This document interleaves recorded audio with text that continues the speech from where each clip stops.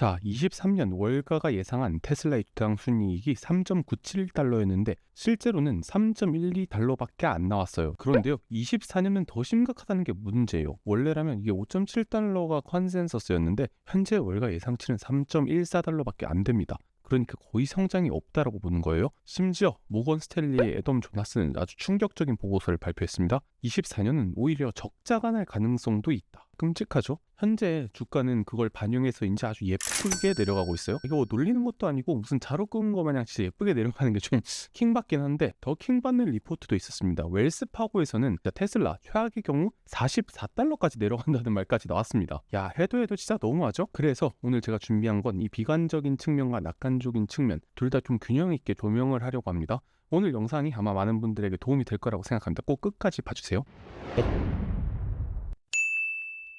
자, 이분이 누구시냐면요, 웰스파고의 콜린 랭건이라는 애널리스트입니다. 이분이 최근에 목표 주가를 200달러에서 125달러로 낮추고 비중 축소를 주문했습니다. 그런데 이 아저씨가 엄청난 회개한 주장을 해요. 44달러까지 내려갈 수도 있을 것이다. 거의 뭐 악담을 퍼부었는데 도대체 그 근거가 무엇인지 한번 볼 필요는 있을 것 같아요. 자, 이분이 말하시기는 24년에는 성장이 멈출 거고 25년에는 오히려 역성장을 한다고 합니다. 그 이유로는 이제 테슬라 차량 가격 인하에 기존 구매자들이 불만이 커지고 지금 프리미엄 브랜드로서의 이미지가 거의 손상되었다라고 주장을 했어요. 어느 정도 맞는 말일 수도 있습니다. 그래서 제가 한번 직접 찾아봤어요. 실제 일반 중고차 가격은 거의 5% 정도 떨어졌는데 테슬라 중고 차량은 2년 동안 거의 30% 떨어졌습니다. 이 수치만 봤을 때는 상당히 안 좋은 시도가 맞죠? 중고차 가격이 30%씩 떨어지는데 테슬라 기존 차주분들 아주 열받는 상황이 맞아요. 제가 맞다고 하려다가 뭐 이런 근거를 냈나 싶긴 해요. 아니, 생각해보면 신차 가격이 지금 30% 떨어졌잖아요. 그런데 중고차 30% 떨어진 게 당연한 거 아닌가라는 생각이 들죠. 그리고 또 이런 의견을 내셨습니다. 테슬라가 개발 중인 모델 2, 이게 대중적 소형차로서 좀 어려울 가능성이 크다라는 주장을 했습니다. 그런데 이것도 조금 이상한 게, 소형차 트림이 2천만 원 언저리 가격대면 이게 글로벌리하게 가장 베스트셀링카가 될 가능성이 높거든요. 근데 이게 무슨 거로 실패한다는 건지는 따로 근거를 안 들더라고요. 그리고 뭐 그 다음 근거로 제시한 게 전기차 시장이 올해나 내년까지 안 좋을 것이다. 이 부분은 제가 일견 동의하는 바입니다. 현재 기준으로는 지금 전기차에 대한 전망이 그렇게 좋지는 않은 것도 사실이에요. 물론 현재 기준으로 했을 때요. 뭐 이 애널리스트 분, 그래서 제가 뭐 하시는 분인가 한번 찾아봤는데 월가 애널 8,700명 중에 8,300등이라 뭐 오해하지는 마세요. 이 별 반개 이거 제가 준 게 아니라 원래 별 반개였습니다. 개인적으로 메신저를 비하하려는 생각은 없는데 이쯤 되면은 조금 그렇긴 하죠. 그래서 제가 좀 다른 애널리스트 의견을 가져왔어요. 대표적인 테슬라 강세론자 중 한 명이죠. 댄 아이브스 형님은 또 이런 의견을 제시했습니다. 첫 번째, 수요는 안정화되고 있고 2번, 가격 인하도 덜하다. 세 번째로는 이제 점점 EV나 배터리 공장이 효율화돼가고 있고, 네 번째로는 3만 달러 이하의 모델 2가 내년에 나오게 된다.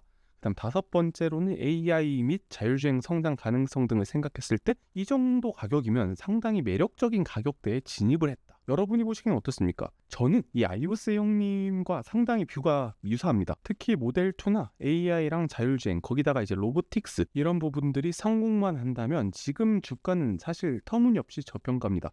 물론 성공한다는 가정이 들어가야겠죠? 그래도 뭐 다른 기업들을 대비는 가능성이 상당히 높다고 생각하니까요. 와, 제가 요새 커뮤니티를 많이 돌아다녀 봤는데 여론이 상당히 좋잖아요. 테슬라에 대한 여론이 거의 뭐 올라오면 욕밖에 없는데, 넷플릭스, 메타, 엔비디아, 이 기업들 공통점 뭔지 아십니까? 다들 알다시피 진짜 지옥을 갔다 온 기업들이에요. 뭐 마이너스 70%, 많게는 80%까지 떨어진 진짜 밑바닥의 지하실까지 다 보고 온 기업들이거든요.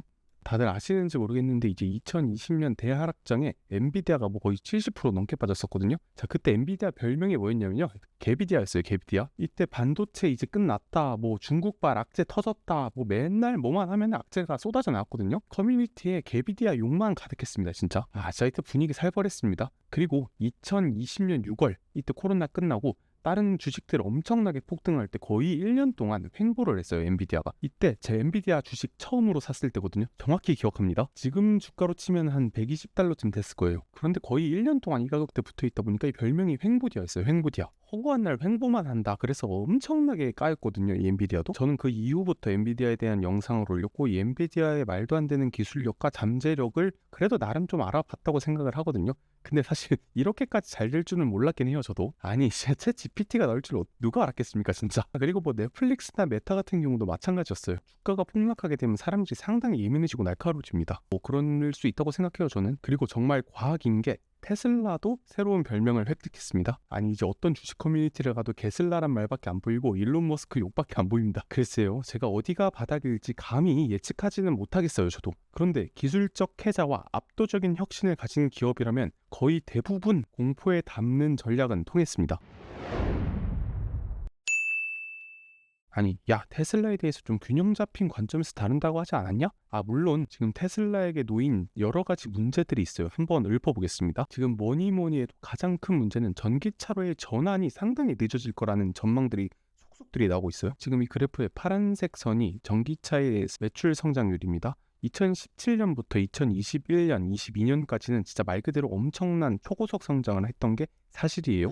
2021년 보시면 거의 2배 가까운 성장을 했어요. 그런데 문제는 이제 2023년이죠. 4.9% 성장밖에 못했습니다. 그리고 이 추세가 계속해서 28년까지 지속된다는 그런 연구 결과들이 몇몇 나왔어요. 몇몇. 사실 이건 그냥 전기차의 문제지 이걸 테슬라의 문제다라고 꼬집기는 좀 어려워요. 왜냐? 지금 테슬라뿐만 아니라 이미 여러분이 잘하고 있는 전기차 스타트업들이 정말 많을 거예요. 뭐 루시드, 리비안, 뭐 피스커, 카누, 니콜라 같은 기업. 지금 보시면 얘네 전부 다 나락을 갔습니다. 자, EV 스타트업들 시총이 가장 높을 때 얘네 합쳐서 거의 400빌리언 달러까지 올라갔었습니다. 이때 기억나실지 모르겠는데 거의 광기 그 자체였어요. 저는 솔직히 그때도 너무 말도 안 된다고 생각을 했었어요. 그런데 뭐 지금 결과는 말 안 해도 다들 아시잖아요. 지금은 다 합쳐봐야 50빌리언 달러. 그러니까 거의 평균 주가가 10분의 1 토막 났습니다. 한마디로 망해서 거의 망했다라고 보셔도 돼요. 단순히 주가가 빠진 게 문제가 아니라 그냥 기업 자체가 망했습니다. 이런 거 생각했을 때 테슬라는 거의 유일한 생존 기업 중 하나고요. 그리고 비단 전기차만의 문제는 아니에요.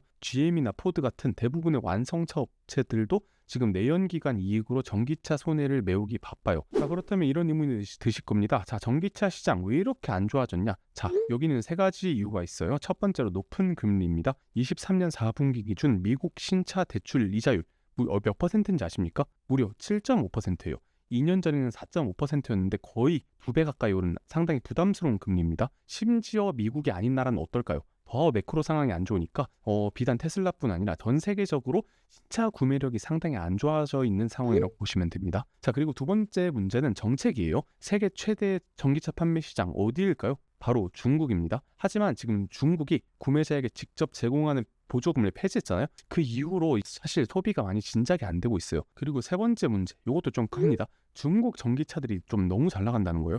특히 비아디, 여기 보면 저가형 모델들이 출시를 했는데 이제 뭐 최근에는 1000만원 초반 모델까지 등장한다고 소문이 자자합니다. C걸 EV라고 하는데 공식적으로 전기차가 내연기관차보다 더 저렴해진 시대가 열렸다 라고 이제 CEO가 공표를 할 정도로 싸졌으니까요. 대단하긴 해요. 어쨌든 1000만원 상당히 매력적인 가격은 맞잖아요. 다들 막 중국이라고 비아디 무시하시는 분들 많으시던데 저도 뭐 물론 차를 사라고 하면 안 살 것 같은데 기업 자체는 무시하는 레벨은 아니라고 생각을 해요. 자, 어쨌든 이런 위의 이유들 때문에 전기차로의 전환이 쉽지 않을 수도 있다라는 말이 일견타당합니다. 그런데 제 생각은 그래요. 진짜 이렇게까지 성장을 안 할까? 전기차는 아직도 초기 단계입니다. 여러분 혹시 캐즘 이론을 아세요? 캐즘이라는 건 이제 반층을 말하는 건데 뭔가 신기술이 일어나면은 얼리 어답터들이 구매를 하고 이제 대중에게 오기까지의 약간의 간극이 있습니다. 그걸 바로 이제 캐즘이라고 해요. 저는 이 전기차가 약간의 캐즘 구간에 들어섰다라고 말하고 싶고요. AI도 곧 캐즘이 올 수도 있어요. 그리고 지금 시장